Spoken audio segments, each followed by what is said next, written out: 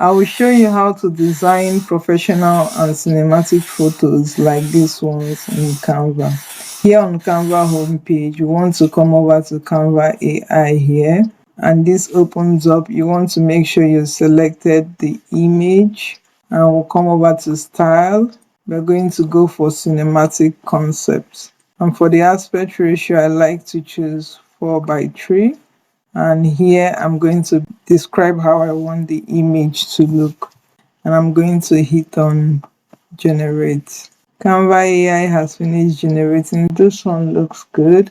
Once you find an image you like, you're going to click on boost resolution, and if you click on the image, you can see that this looks more professional. You can click on download your image using this download arrow, which will download the image into your device. Let me know if you have any questions. Do have a good one.